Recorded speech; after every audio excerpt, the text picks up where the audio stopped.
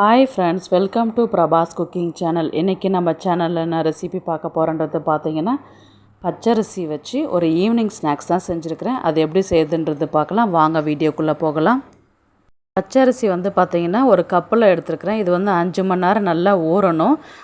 அதுக்கப்புறம் அதை தனியாக எடுத்து வச்சிடலாம். இப்போ ஒரு பேனில் பார்த்திங்கன்னா கம்மியாக ஒரு அரை டம்ளர் கிட்ட தண்ணி விட்டுட்டு, எந்த கப்பில் அரிசி அளந்தீங்களோ அதே கப்பில் வெல்லம் எடுத்துக்கிட்டிங்கன்னா அது நல்லா கொதித்து கரைஞ்சா போதும். பாகு பதத்துக்கு வரணுன்ற அவசியம் கிடையாது. இப்போ பாருங்கள், நல்லா கொதிச்சிச்சு. இதை நம்ம தனியாக ஃபில்ட்ரு பண்ணி எடுத்து வச்சிடலாம். இப்போ வேறு பாத்திரத்தில் பார்த்திங்கன்னா 2 ஸ்பூன் கிட்ட நெய் விட்டுட்டு, நம்ம பொடி பொடியாக நறுக்கின ஃப்ரெஷ்ஷான தேங்காயை நல்லா கோல்டன் ப்ரௌனுக்கு நல்லா வறுத்துக்கலாம். கோல்டன் ப்ரௌனுக்கு நல்லா வந்துடுச்சு பாருங்கள். இது கூட 1 ஸ்பூன் வெள்ளை எள்ளு சேர்த்துட்டு நல்லா வறுத்ததுக்கப்புறம் அது தனியாக ஒரு பிளேட்டில் எடுத்து வச்சுக்கலாம். இப்போது எடுத்து வச்சுருக்கிற அரிசியில் பார்த்திங்கன்னா 1 ஸ்பூன் ஜீரகம், 2 ஏலக்காய் சேர்த்துக்கலாம், 1/4 டீஸ்பூன் சால்ட்டு சேர்த்துக்கலாம். எந்த கப்பில் அரிசி அளந்தீங்களோ அதே கப்பில் ஒயிட் ரைஸ் அளந்து எடுத்துக்கலாம். இப்போது ஒரு மூடி, அரை மூடி கிட்ட தேங்காய் துருவினதை சேர்த்துக்கலாம். சேர்த்துட்டு நல்லா மிக்சியில் அரைச்சி எடுத்துகிட்டு வந்துடலாம். எந்த அளவுக்கு நீங்கள் தண்ணி விட்டு அரைக்கிறீங்களோ அந்த அளவுக்கு அரைச்சிக்கலாம்.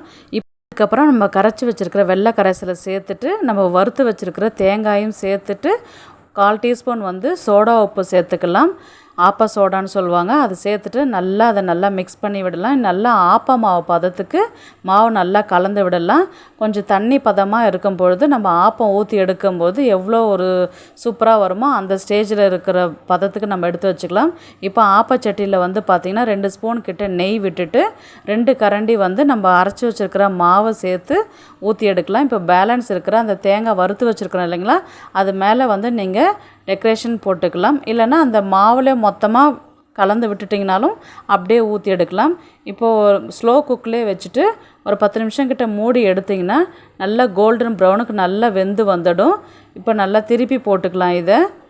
இதே மாதிரி பேலன்ஸ் இருக்கிற மாவெல்லாம் ஊற்றி எடுத்திங்கன்னா பாருங்கள், ரொம்பவே சூப்பராக சாஃப்டாக வெந்து தேன் கூடு மாதிரி நல்ல லேயராக தெரியுது பாருங்கள். இது ரொம்பவே சூப்பராக இருக்கும் சாப்பிட்றதுக்கு. வீட்டில் ஒன்ஸ் ட்ரை பண்ணி பாருங்கள்.